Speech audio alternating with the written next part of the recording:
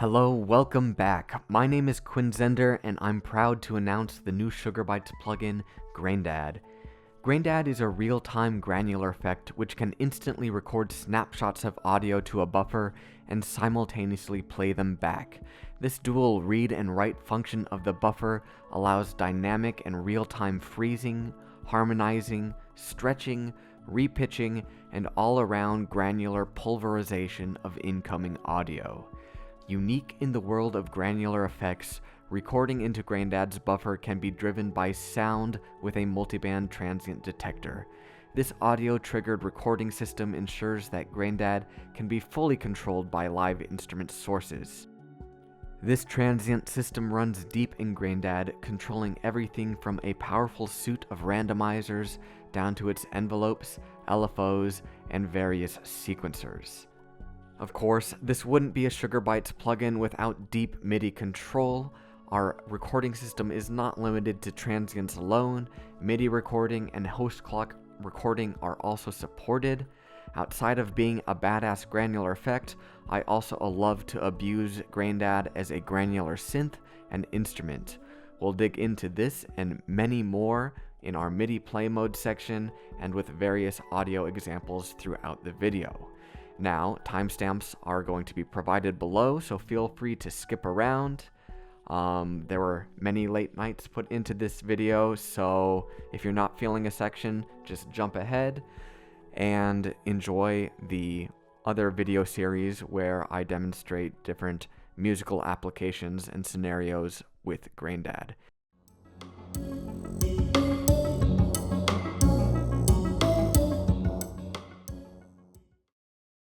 Starting with the transient detector, incoming audio is analyzed and transients are displayed here in the transient window. These transients are used to trigger the recording process into the buffer. The buffer has several sizes, the smallest being 1/16 note long, ranging to 1 bar in length. Now, our key granular parameters are going to be displayed here in blue, starting with density, grain size, several density modes, a scanning speed control, a manual position offset, jitter to introduce noise, randomness, and variation to our grains, and some very unique pitch modes. Our dry-wet is displayed and controlled over here, and effects balance controlled with these knobs. We have a modulation section, which is activated with the active human icon. We can attenuate or attenuvert incoming modulators such as our random section, our envelope, LFOs, sequencers, and data and values modulation from our harvester. The harvester is an enhanced version of the orbiter found in Apparillo, and this is a giant modulation monster capable of automation and writing modulation to different planets and parameters. We will dig very much into this later in the video. Now, to continue, we have effects selectable down here with several algorithms to choose from. Jumping back a little bit, I realized I forgot our grain window. This is the contour or the envelope of an individual grain, and it is selectable up here with these shapes to choose from.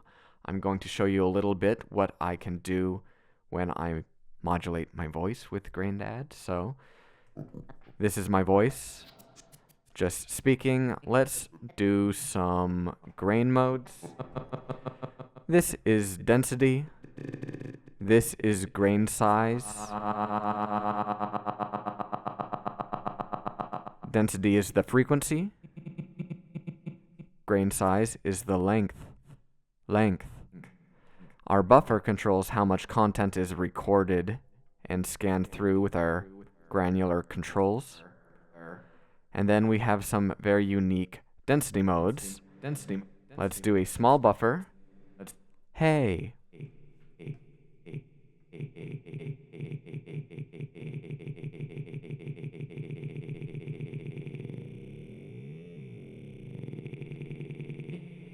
You.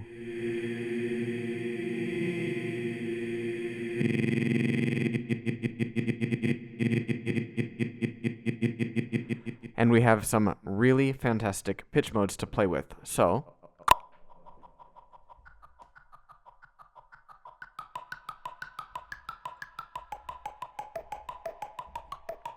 ah.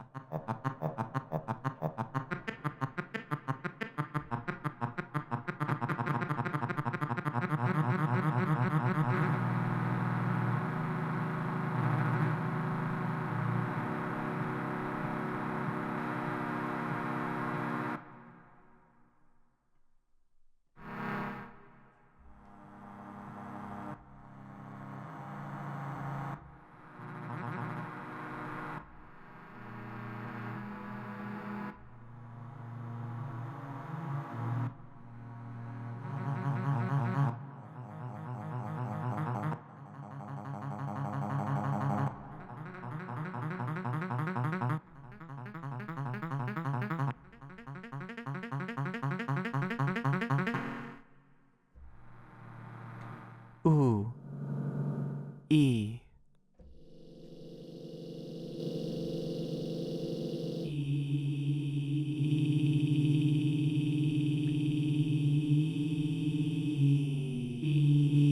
I love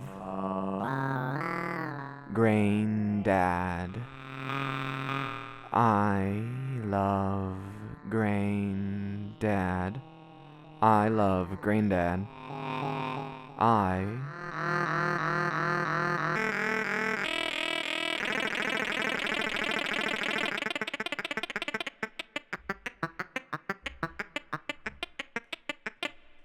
Okay, enough playing around. Let's dig into some of the parameters.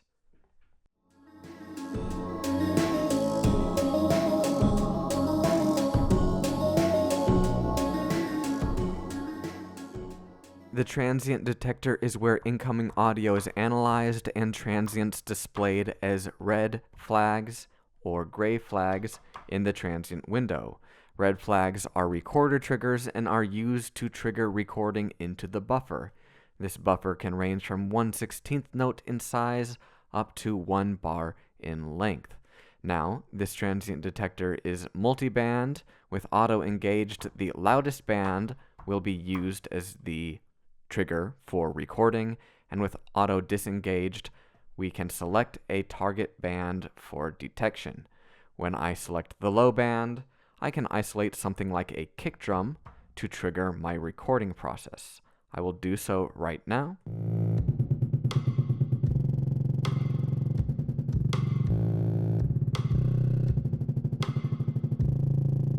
And with high engaged, I can do the opposite and select my snares, my hats, claps as the source for my recording trigger.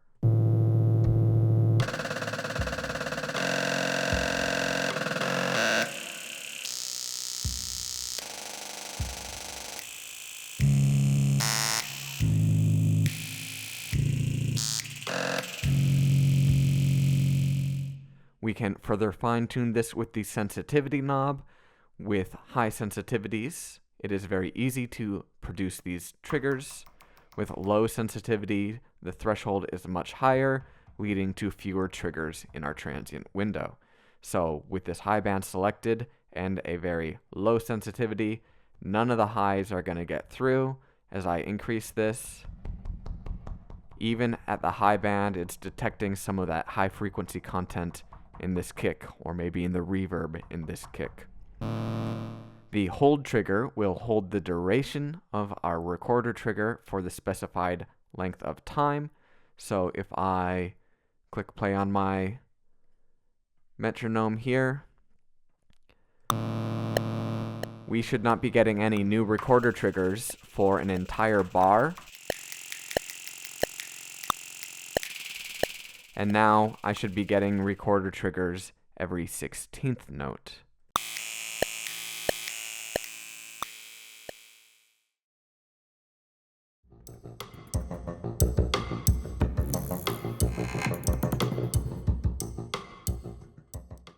The other section that I initially stumbled a bit over was the buffer size control.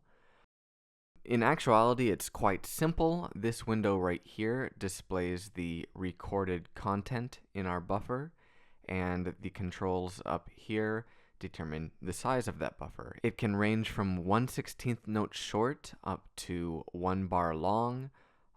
These increments would be an eighth note, a quarter note, a third note, and a half note. And there are some practical considerations for why you'd want a shorter or larger buffer. Right now, in this half note buffer, we can see our grains, which are scanning through, take up only a portion of the entire buffer. Meanwhile, 16th note, the entire buffer is highlighted. That means that our grain size is as large as the entire buffer is. So this will impact our sound, our processing, and we can listen to a few audio examples. Or actually, we can display the contents of the buffer with some quantized clips. So right now I've got a hit on the 1 and the 5. In a 1 bar buffer, we can see the 1 and the 5 right here. If I place another note,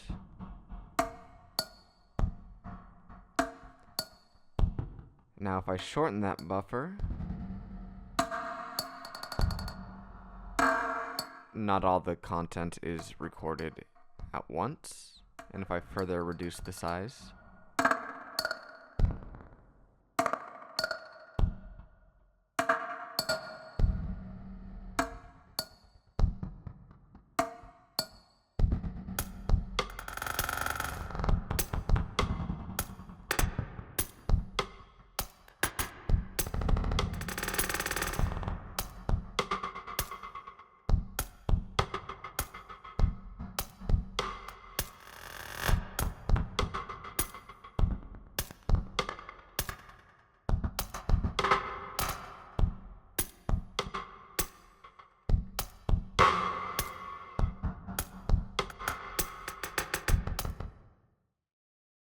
so next up is the recording and record triggering. Graindad has several record modes. We have transient-driven recording, MIDI recording, and host clock-driven recording. You'll recall from earlier, every time the buffer records in, it generates a record trigger. These record triggers are not just for recording the audio in, but they can also be used to trigger events such as the envelope. So if I set a 1/16 note buffer, set my record mode to host clock, then consistently every 16th note I will be recording into the buffer. And I'm also producing a trigger down here. If I cut that in half,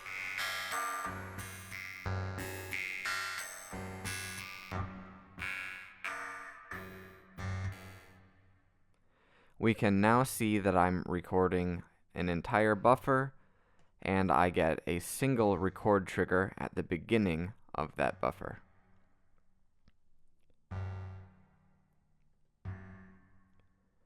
We can further modify this using the built-in record trigger divider. So let's go back down to our 16th note buffer, but let's divide the triggers in half. So effectively, I'm getting one record trigger every 8th note, but my buffer is still 1/16 note long. I could divide this further.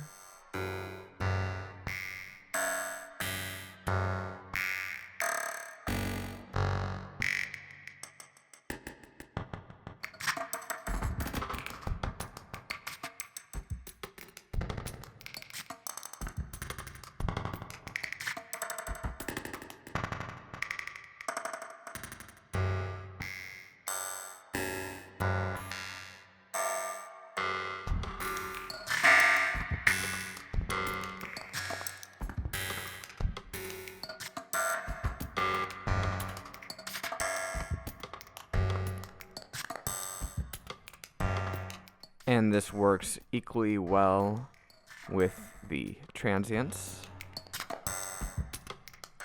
So if I turn this into a transient mode, I can now divide the triggers so that every other trigger, every other transient will produce a record.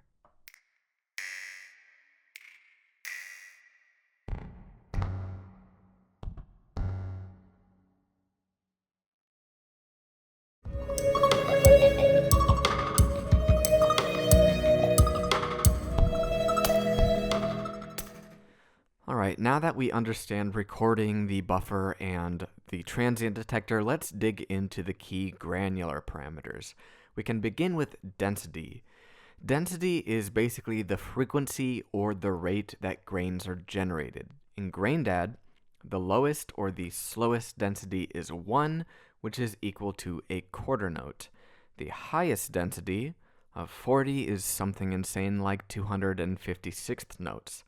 At these higher rates, rhythm disappears and pitch takes over. Now, what's in my buffer at the moment is just a straight oscillator sound, and if I click play here, we can hear the metronome going every quarter note. My density happens to be the same rate, so when I bring in Graindad,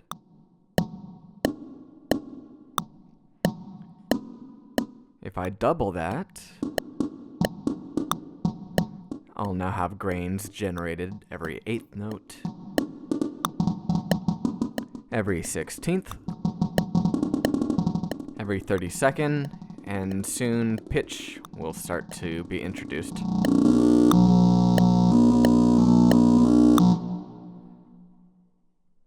Now, it's difficult to talk about density without talking about grain size, so let's listen to that quarter note density again.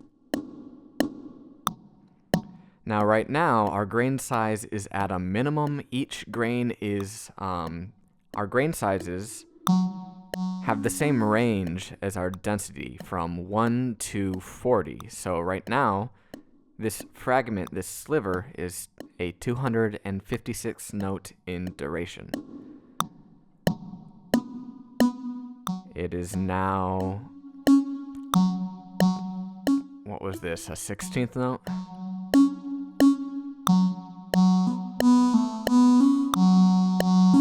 So grains are generated every quarter note, and each grain lasts for a duration of a quarter note. Analogous with synthesizer terminology, we can consider grain size like gate length in this scenario. So if I increase our density rate again, we can just play with our grain sizes until eventually they begin to overlap.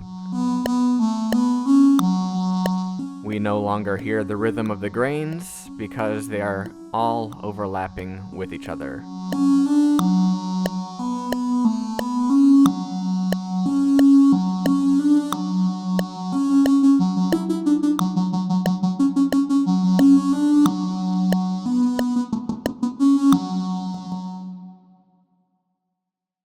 So density has several different modes. We have absolute mode, which we've been listening to, relative mode, and pitch mode. Absolute basically decouples the grain rate from the grain length. So at low rates and small lengths, then we have spaces or gaps in between each grain as such.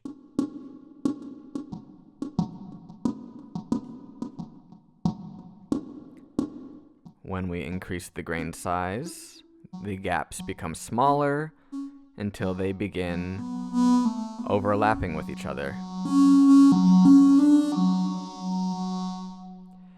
And in relative mode, now the grain length determines the grain rate. When a grain dies, a new grain is immediately born. So smaller or faster grains will be generated quickly. As soon as one dies, another is born. We can think of this like a train of grains.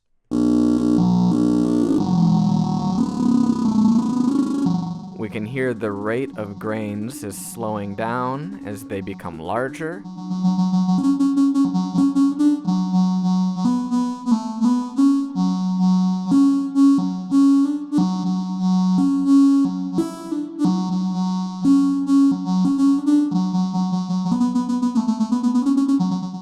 they get smaller, the rate increases.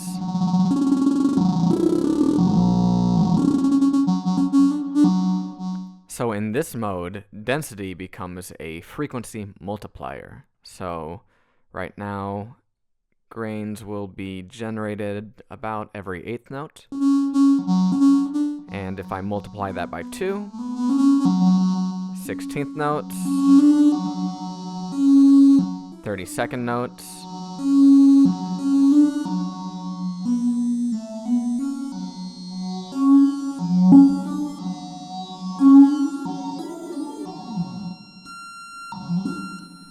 in this mode, it's much easier to get very fast oscillations. They become so fast that the pitch, the frequency of the grains sort of takes over the pitch qualities of what's in our buffer, which can sound quite nice and percussive.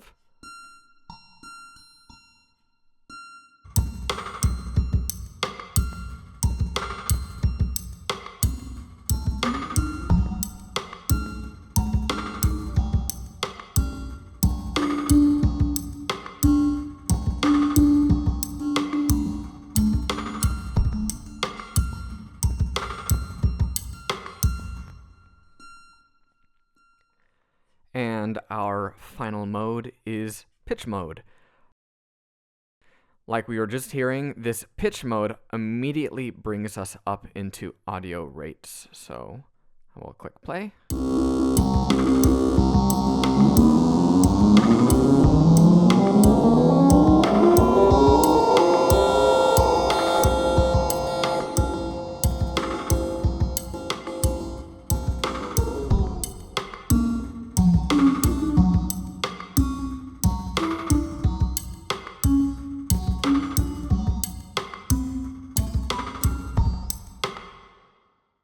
So let's look at our grain size next. The grain size is the length or the duration of a grain. The grains have the same time scale that density does. It ranges from 40 to 1, our smallest grains, and our longest grains. Grain of 1 is, of course, a quarter note, and we can see that in relation to our buffer. So a buffer of 1 bar can fit 4 quarter notes in it. A buffer of 1/2 can fit 2 quarter notes inside. And right now, our grain takes up the entire duration of our buffer. And this appears, I just learned this now, that this grain size is controlled to our buffer. So right now, a length of 1 grain seems to be 1/16th note long, 1/8th note long, and at our longest, it is just a quarter note. So a few things we can look at here. So when we were in our absolute density mode, our density, our grain rate, was coupled with our clock. It was right on the metronome. But if I put this in relative mode, even though grains are born every quarter note, they're going to be off grid, and we can hear that right now.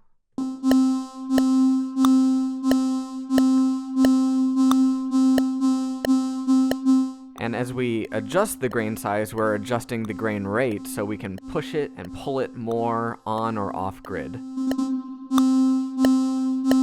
See, right now we're pretty on grid.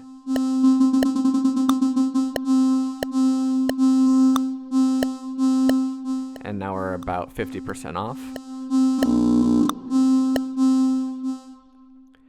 And what I really love about this mode is generating audio rates, especially with percussion. So I'm gonna change up my audio sources right now and give this a little play. So if we adjust our grain size to its smallest and multiply that, I'm now gonna play in some drums.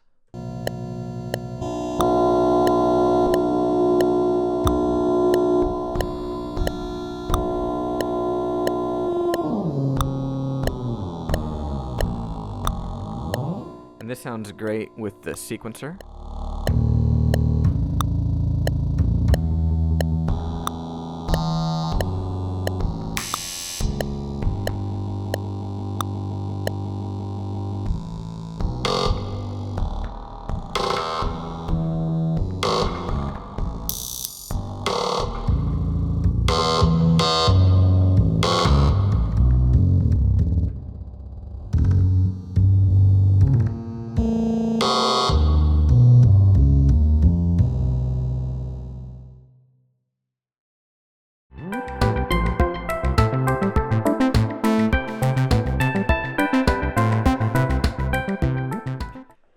So this next one is a lot of fun. It is speed.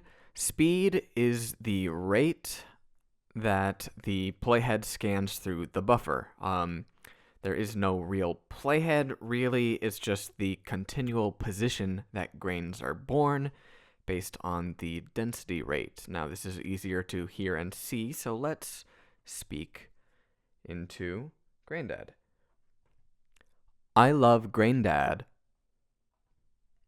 I love Graindad. I love Graindad. I love Graindad.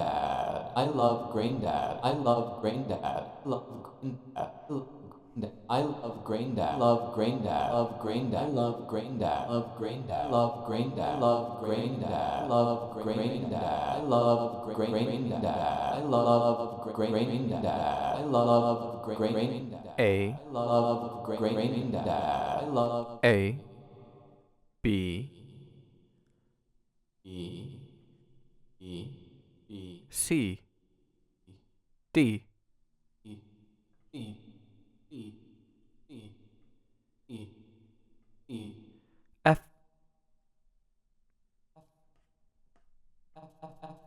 G, 1, 2. Now we can also use reverse negative speeds to scan backward through the buffer. 4, 5, 6, 7,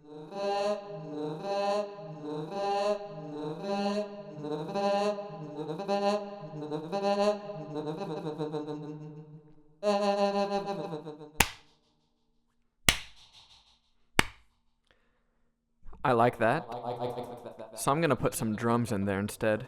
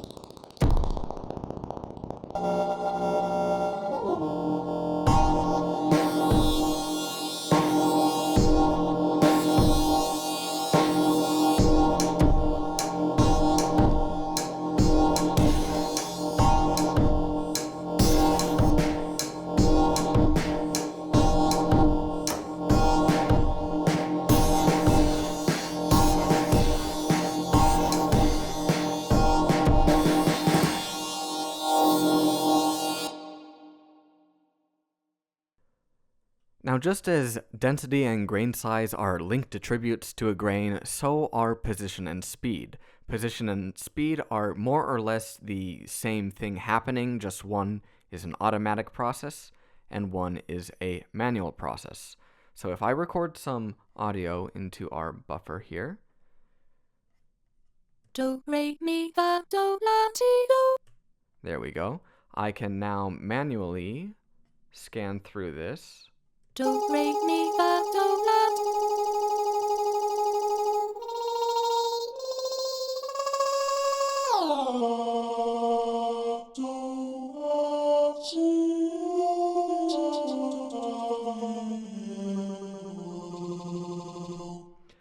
And I can apply modulation to this. Let's do that with this LFO here.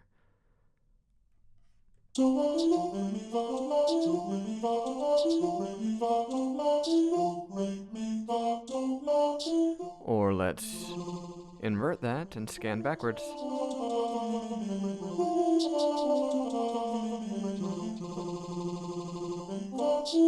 Or we can randomize this.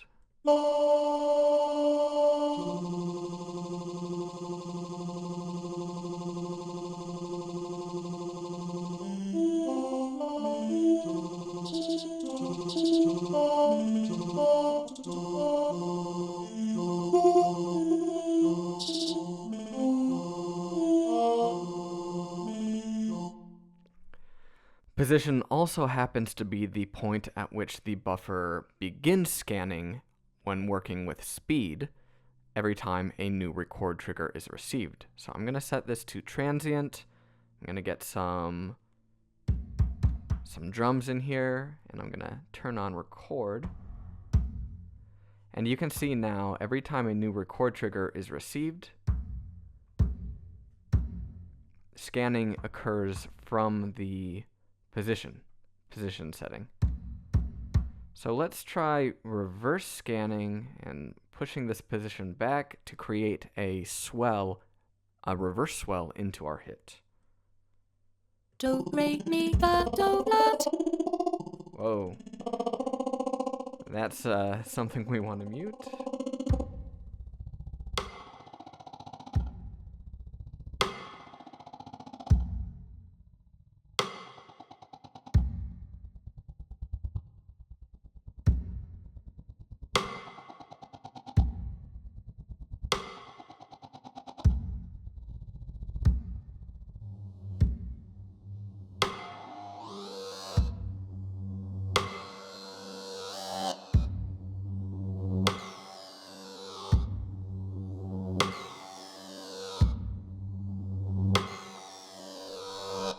I like that. I'm going to put some LFO on that.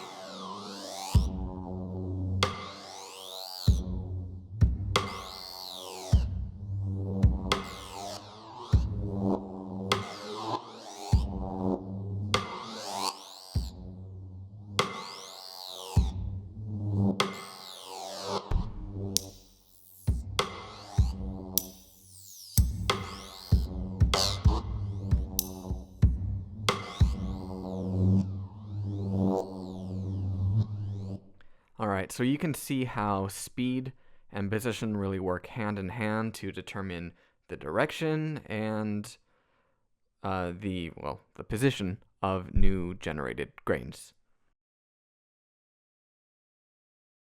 So one of the final attributes to a grain, something that a grain is born with and doesn't change until it dies, is jitter. Jitter introduces slight offsets to its position and its pitch when it is born. So jitter is key to removing the resonator effect that happens from the oscillation of grains at high densities and small sizes. So if we go back to our do, re, mi, we can hear some pretty significant overtones.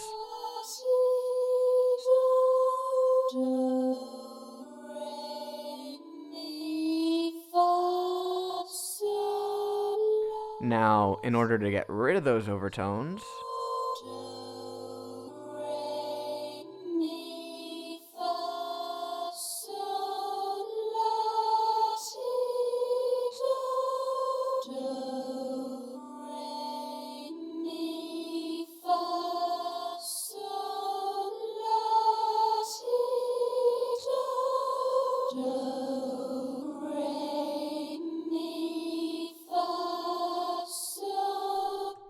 personally, I find the sweet spot to be around 12 to 30, 40%. After about 50, somewhere around there, then the pitch destabilization gets a little deeper and it gets a bit warbly, which might just be what you're going for.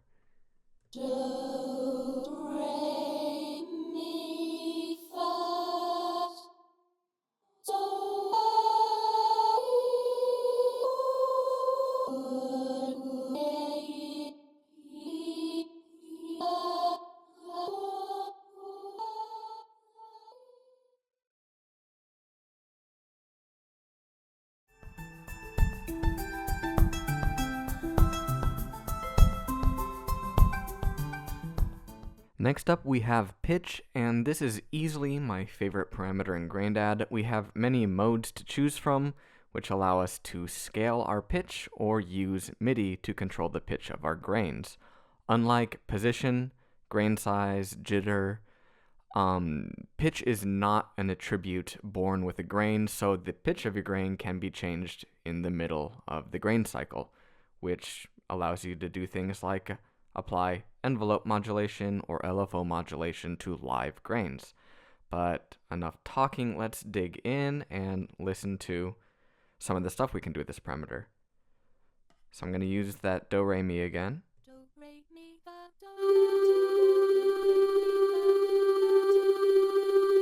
Alright, and let's just scan through here.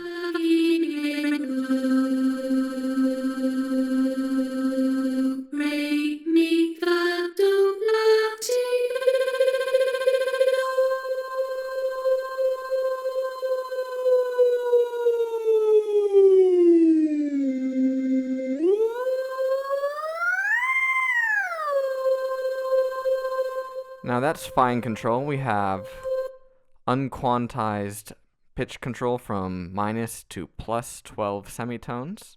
This is good for smooth sweeps. Then we have free, which is more or less the same thing, covering a 4-octave range up and down. So let's give that a listen.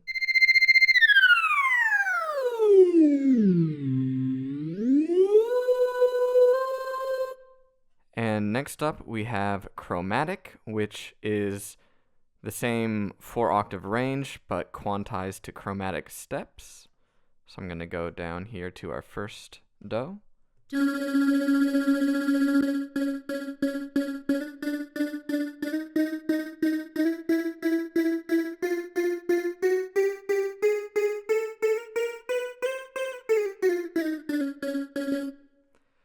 And next up, we have our scale modes, major and minor.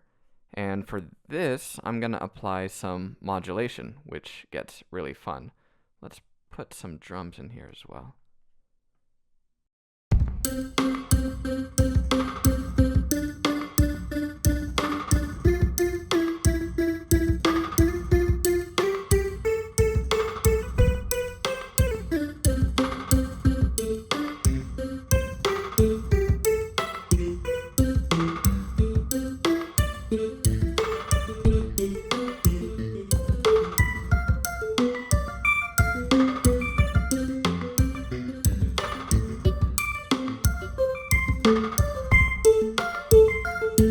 And minor.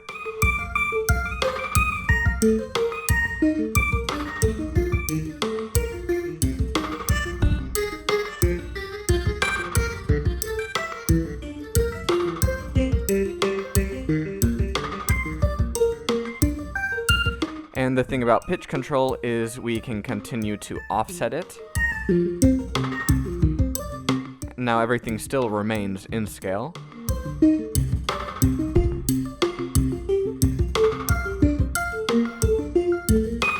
And I'm going to change our modulation source to the sequencer.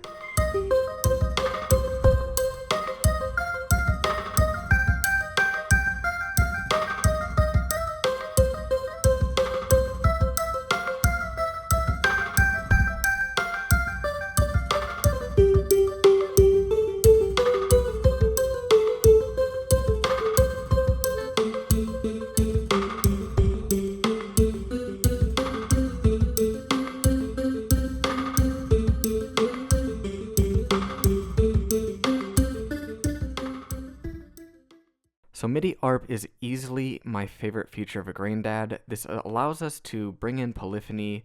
When we play a chord, the notes of that chord will be picked off in series, in sequence, at the rate of our density. This allows us to range from arpeggios to chords when we've got longer grain sizes that overlap each other. In this example, we're going to hear an arpeggio happening at, 16th notes?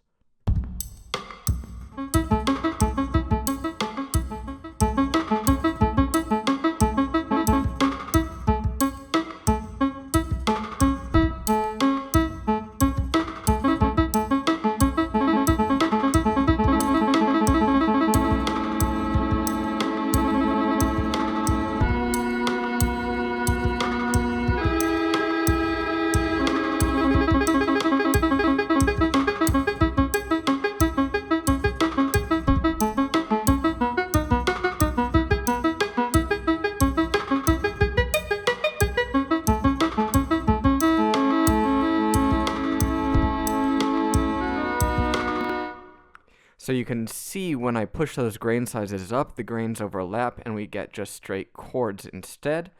What I like to do is turn on the MIDI gate in our envelope. I'm getting a little ahead of myself here, but that allows us to synchronize our notes with our envelope, and then we can turn on the envelope control of our amp right here.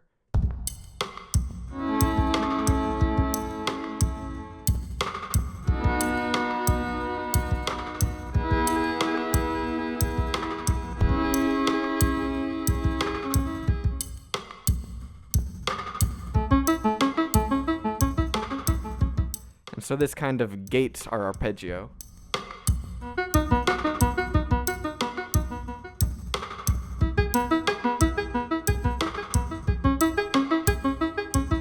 And I've prepared a little music here, so I'm just going to jam out on that.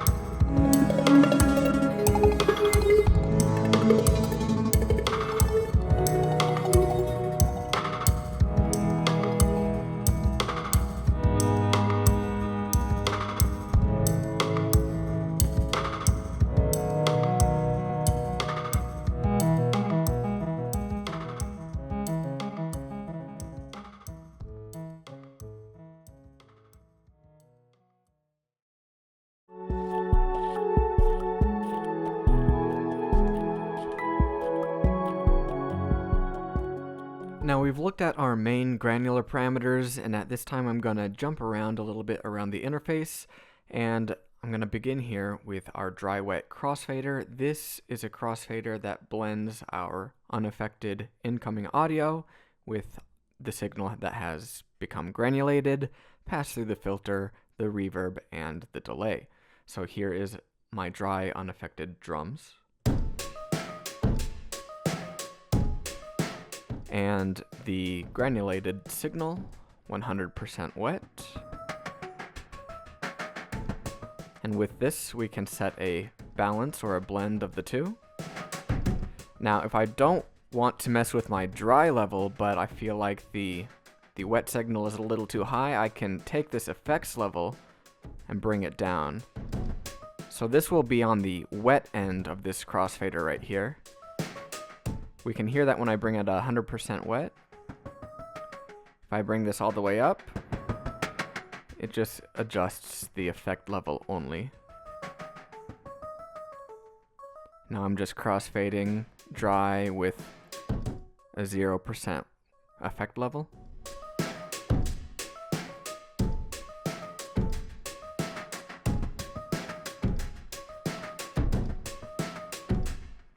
And changing a few settings here.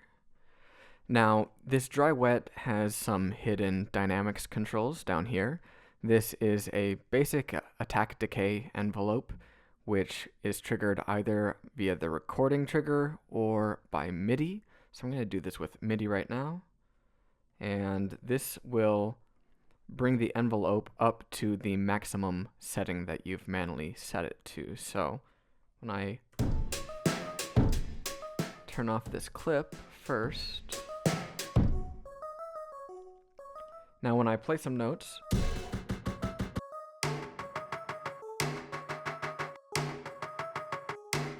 you can hear that envelope fading in my wet signal. 0 is the fastest envelope and 100 is the slowest.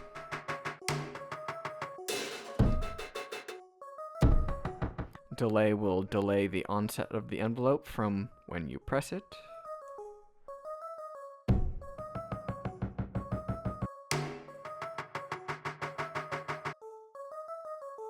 And of course, we have this isolate pin, which will keep your dry-wet level consistent across presets. Speaking of effects level, we have a couple dynamics processors here as well. We have the envelope control and enhance. Enhance is it applies a hidden multiband compressor, and above 50% applies a tube-like saturation to the signal. This button right here is the envelope control, and this automatically routes our envelope to the effect level. I've used this quite a bit in the video, but let's go over it. So without it applied, we get a straight signal when we click play. So we can use this as a natural gate if we just want to shut off our signal. But now we can use our envelope to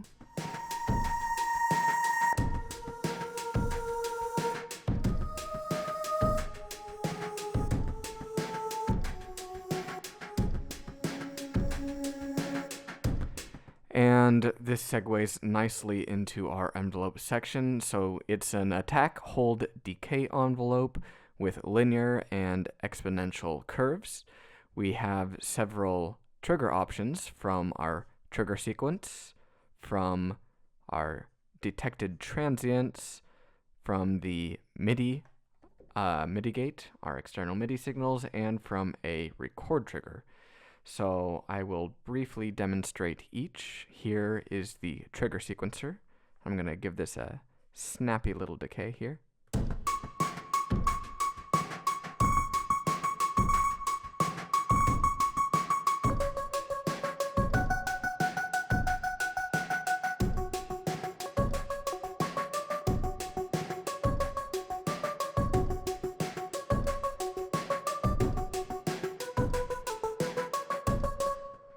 And from our detected transients, so I don't have any transients I want to bring in right now. What can I do? Let's just skip that and move on to the MIDI gate. So when I play with my fingers manually,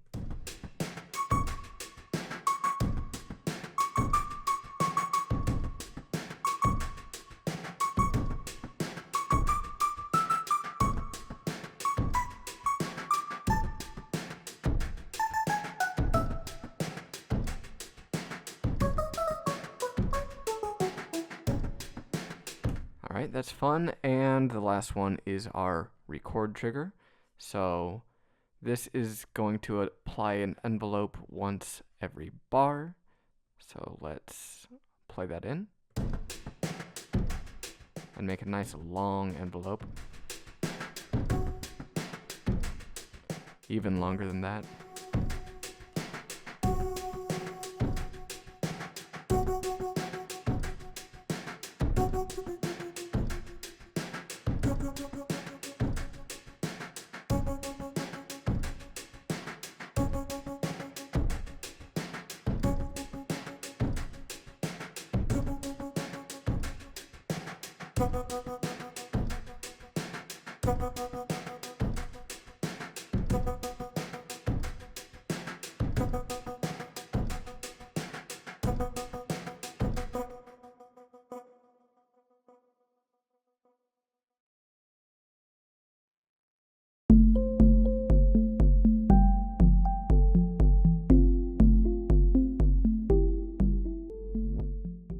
So speaking of the trigger sequencer in our previous example, let's dive into how this works. Now, this is a 16-step sequencer that emits triggers for use in our envelope section and in our LFO section right here.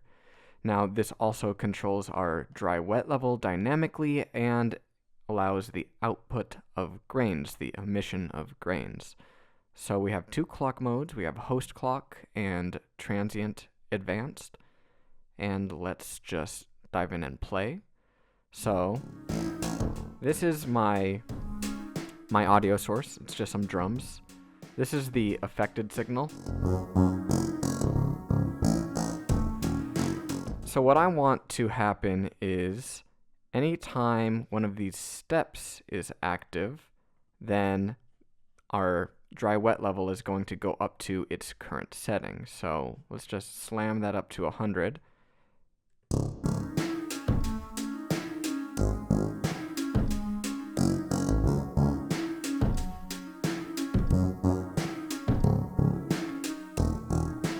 And if I bring this down to 50%, then anytime this step is active, then it's going to push up to 50%. So I'm not losing my dry signal this time.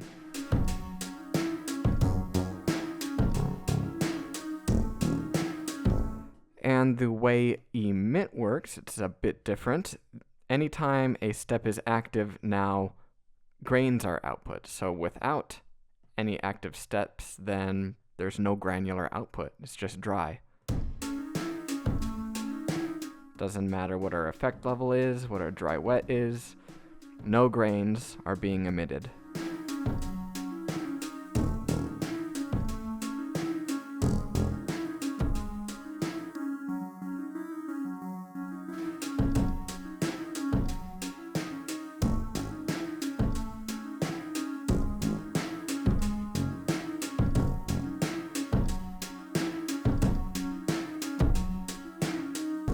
We can sync this up with our envelope now.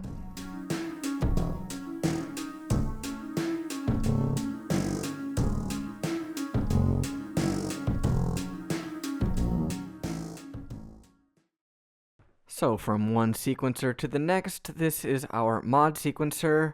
It emits values for use in the modulation section, which is accessible from these little boxes down here, and we engage with the active or inactive man icon. Now it has the same host and transient driven clock modes, and we can expand it by clicking the window. We have randomizing, clearing, and a suite of shape options. So we have a ramp, a triangle, a sinusoid, and inversing any selection we currently have. So I have a ramp right now. What if I want to turn that into a downward ramp? I'll just invert it. This also works with any drawn shapes. And we can move forward or backward, offsetting our sequence. This is also a good time to mention the undo and redo buttons, which work on all actions. So if I mess up my pitch, I can just undo that, and I've never run out of steps. I don't know how many there are, but I've never run out before. Now let's put this in action. I'm going to apply this mod sequence to my grain size so that I can create some audio rate baselines, I guess. Now I'm gonna bring my density down, click play.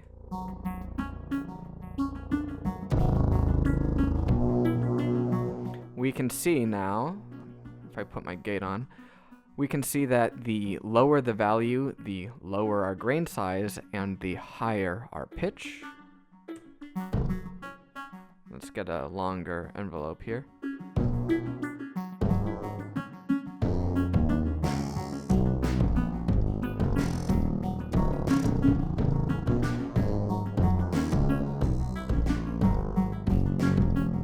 Now, that's fun, but I want to try tuning this to my sequence, which I believe is in A major. I'm not quite sure. So let's try this now. I'm going to clear out everything.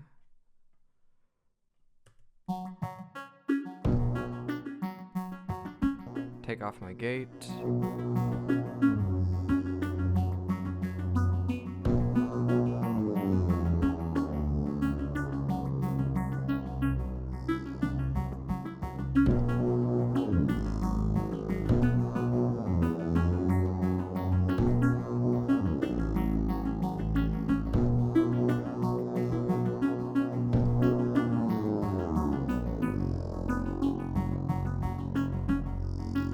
Let's see how that sounds.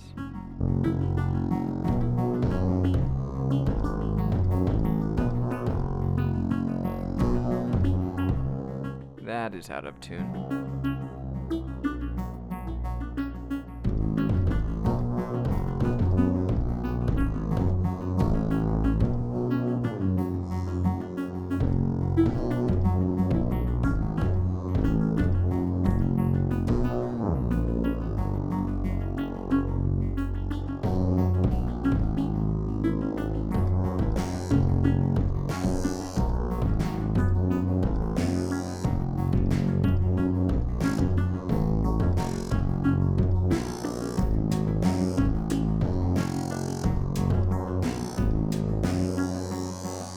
Okay, I'm liking that. I'm gonna just throw a little clip on here.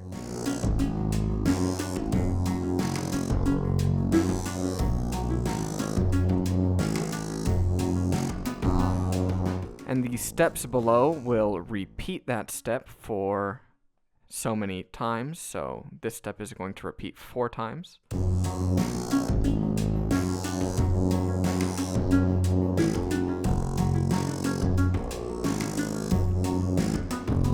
Let's repeat this a couple times as well.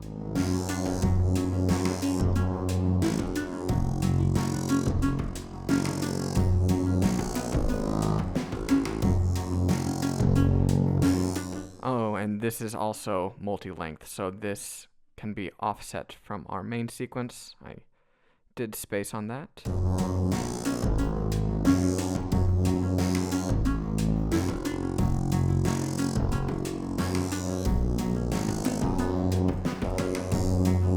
And because our density multiplies, we should be able to just get this an octave up.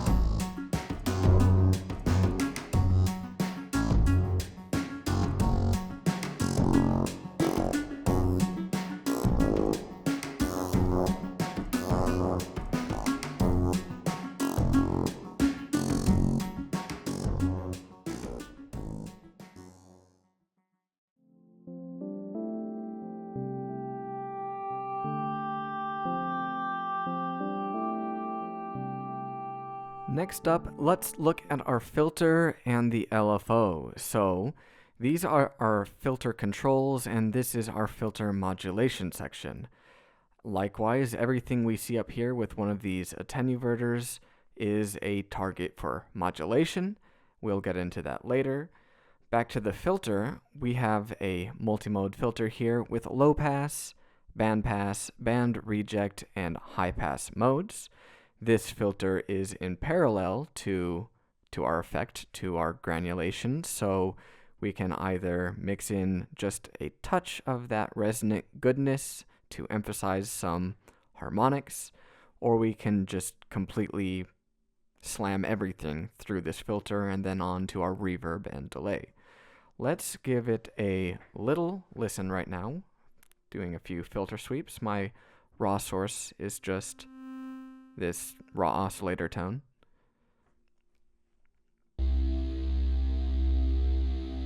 So I'm at 100% mix right now, max resonant.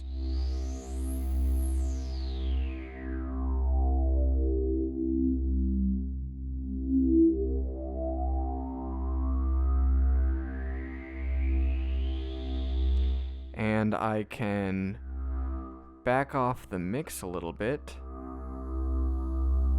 and we can see, or we can hear those harmonics from our granulated signal coming through.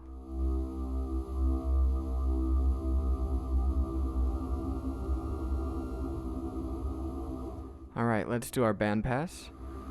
Full mix.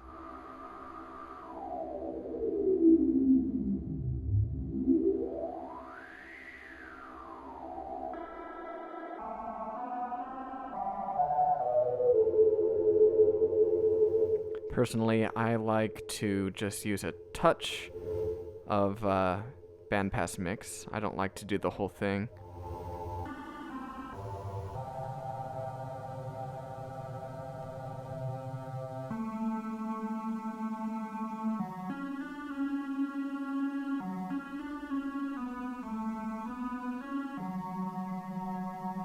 And our band reject, which is my personal favorite. I use this on everything. Sounds very phasery.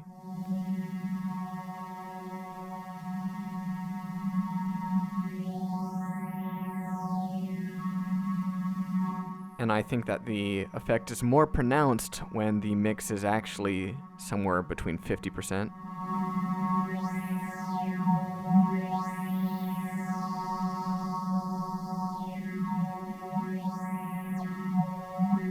And our high pass.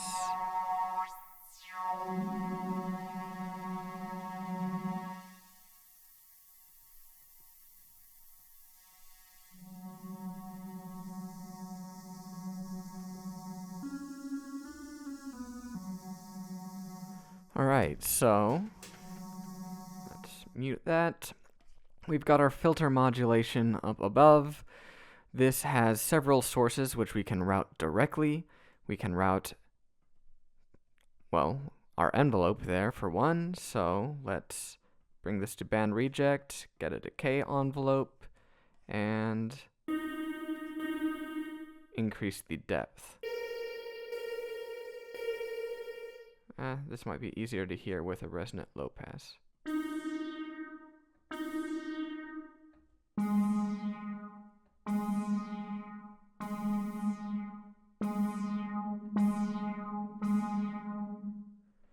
And I like this with the band reject.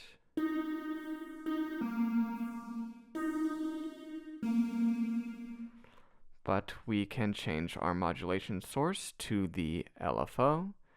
I can play a clip. And then I can get this LFO clocked from our trigger sequencer and apply that to our filter.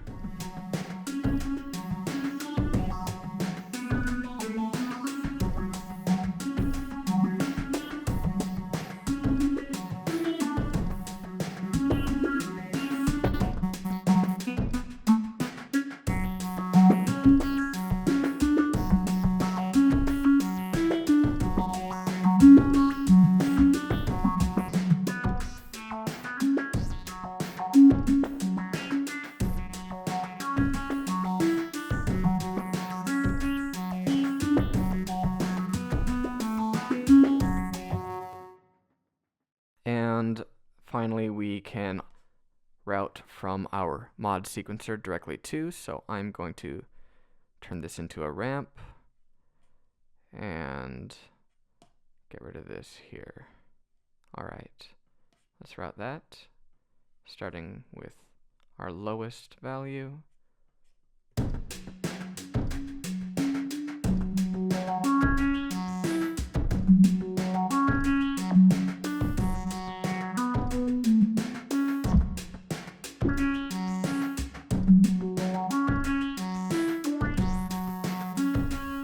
And then the last one is direct, and this just turns into a manual offset for the filter, so as so.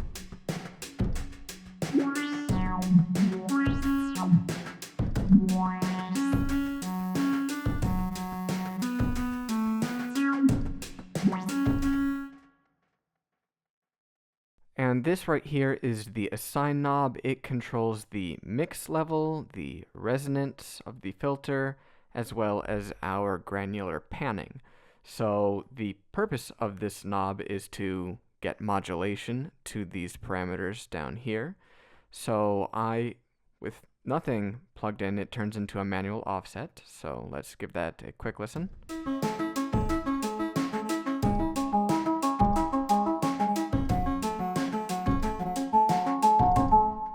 And by activating the person icon, we can now apply modulation from any of these sources to the filter. So I'm going to use the sequencer to blend in the filter, kind of like an effect.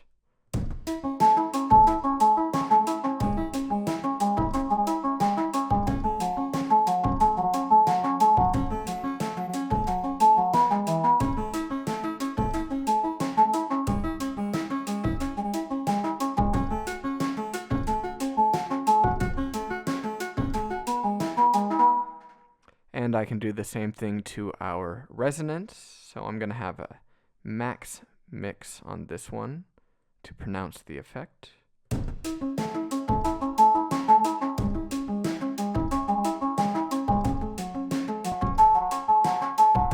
Let's randomize this.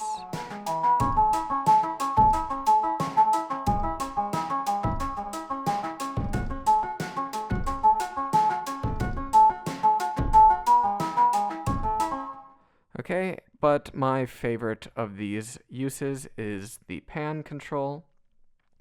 So this works hand in hand with the grain pan parameter to change the panning of our effect. So I'm just going to turn this pad into a pad. We can see a visualization of our voices right here. If I reduce this to 0 and this to 0, then my effect is dead center, straight panned, and I can now offset it to the left or to the right. And then when I bring in my grain panning, I can confine it to specific parts of the stereo field.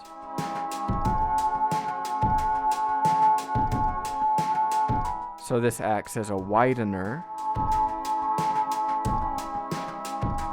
So if I hard pan this over to the right and then bring this up to 100%, then I can get grains anywhere on the right side of the stereo field.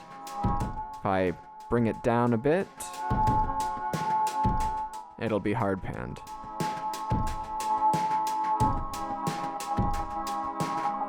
And I do like this with a sequence, like a square wave almost, just binary on and off. So let's apply that and bring the rate right down.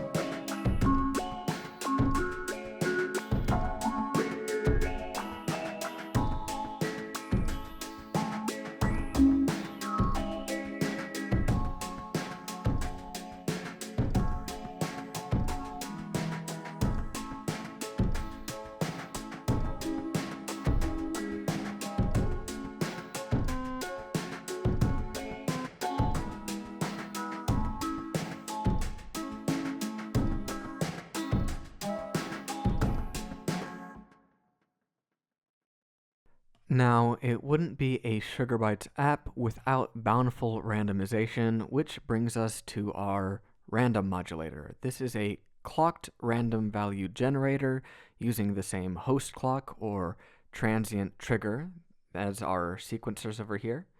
And this has the same clock multiplier / divisor.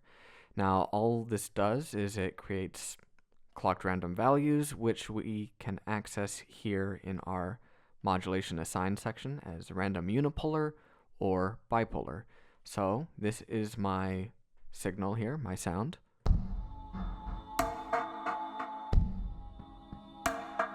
And I'm going to apply some unipolar modulation to my density.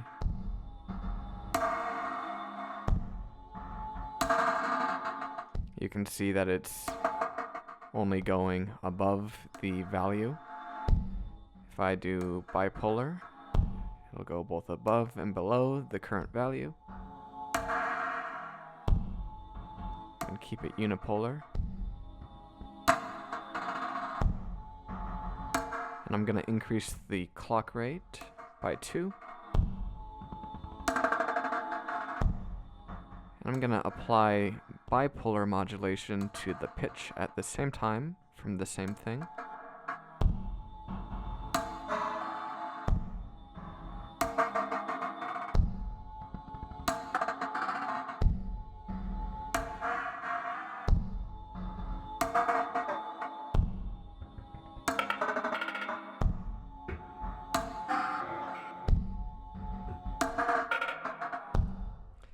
Now I can do the same thing with transients. So let's try the transient mode.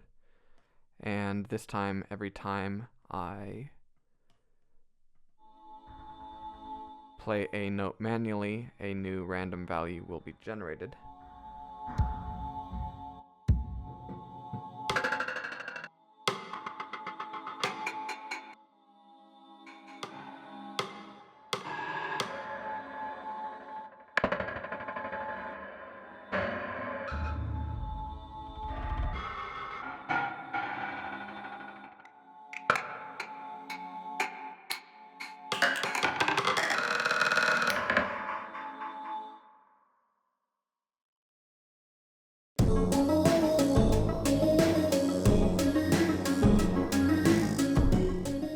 Alright, now let's look at our reverb and delay. So this reverb has several algorithms to choose from and a couple modes to work with. In add mode, this works like an effect send knob. As add is increased, more signal is fed into the reverb. The reverb will continue to decay even as the level is decreased. Our dry level remains constant throughout this. So, demonstrating.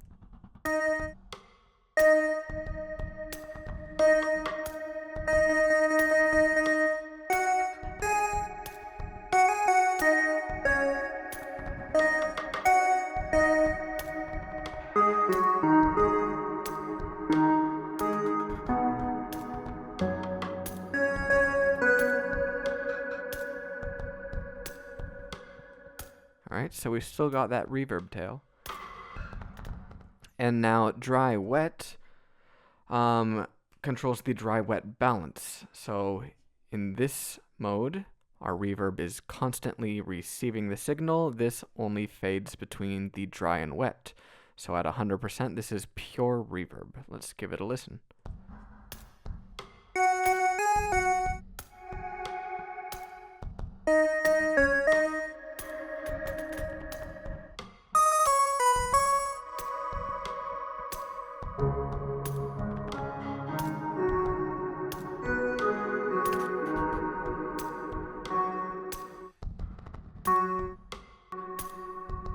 Alright, and now we do have an option in our settings here to put the reverb post dry wet so that when we are modulating this right here that we can preserve our reverb tails.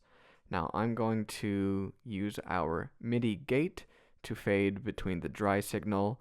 I don't have a dry signal right now. I've saved this to the buffer, and our wet signal. So let's give that a listen with this post-dry wet setting.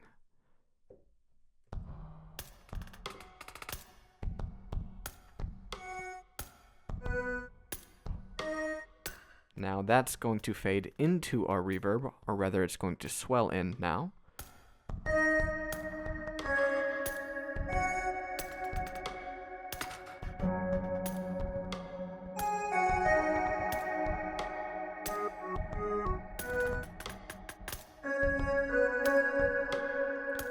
Contrast that to pre-dry wet.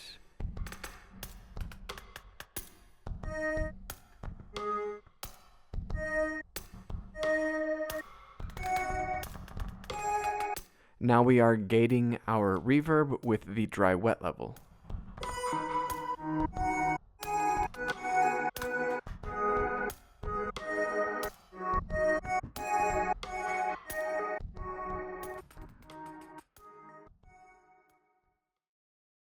That brings us to the delay. This also has several algorithms to choose from. A delay, a ping-pong left-right delay, 2 flangers, and 2 choruses. We've heard this several times throughout the video, but let's just play a little musical sequence here and listen.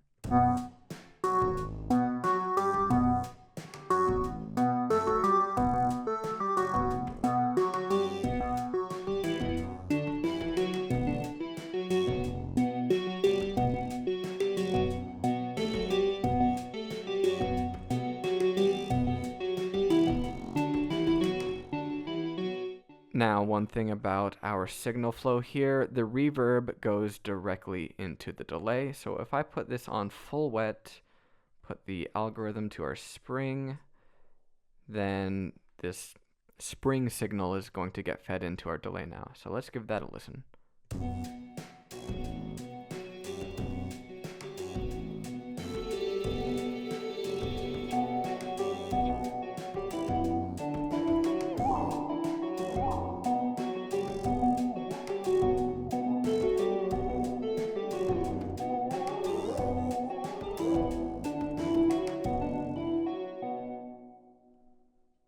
And we can listen to this, but we will play a pad instead. And let's listen to that with our chorus. So right over here, some long swells take away that reverb.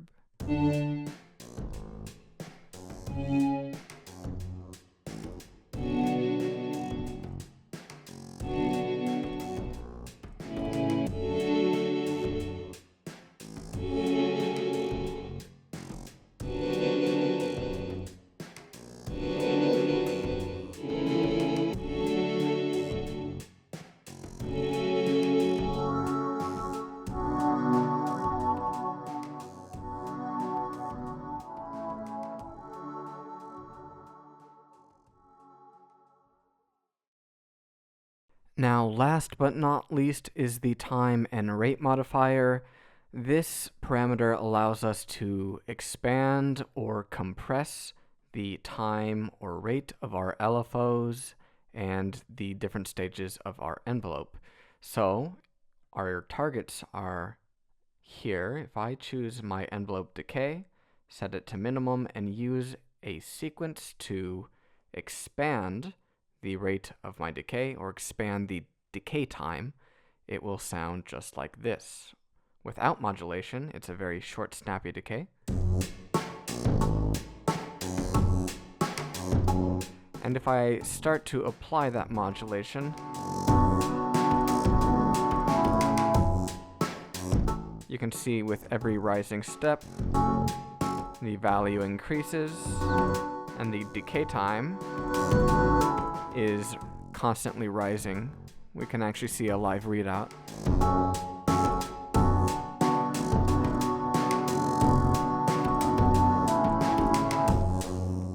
Now let's change the target to our envelope attack, and we're going to just do the same thing.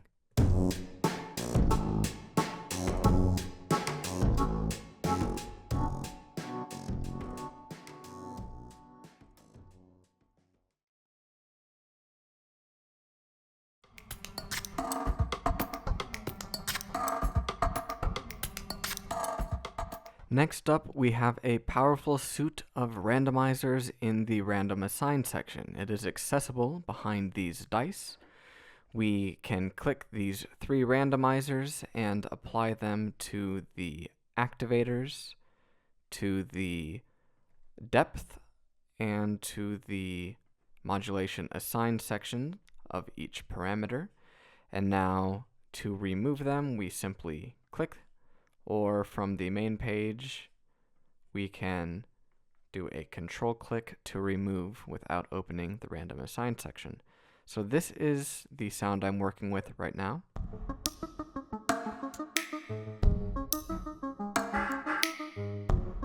The drums, and I'm just gonna go crazy and apply some dice. So let's throw one here, throw another one over there. I'm just gonna start throwing things everywhere.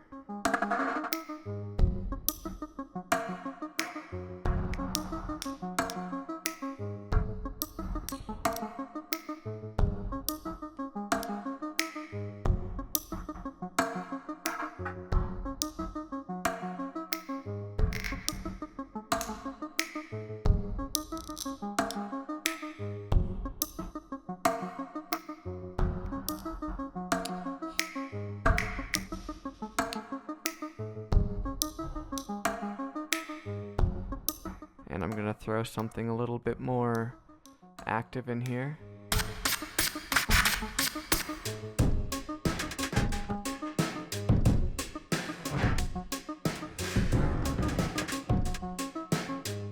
Unfortunately, we can't randomize the buffer size.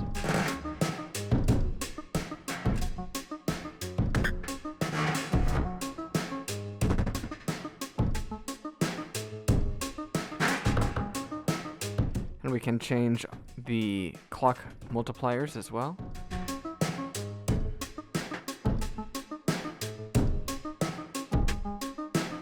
Let's throw more of these everywhere.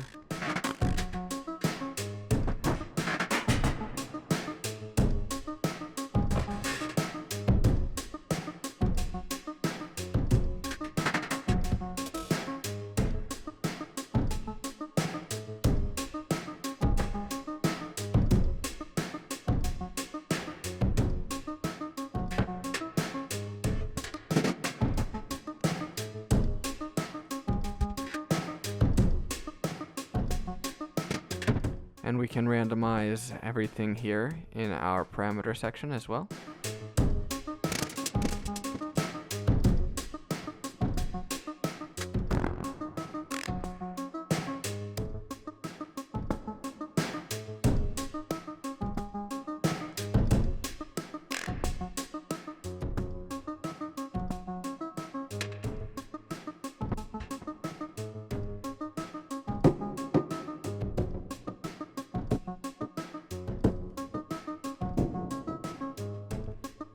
We can do some of the same over on this melody.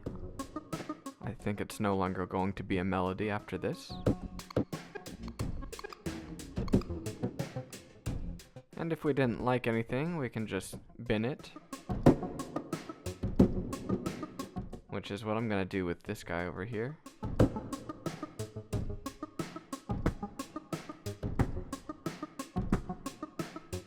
I'm gonna go way back in time.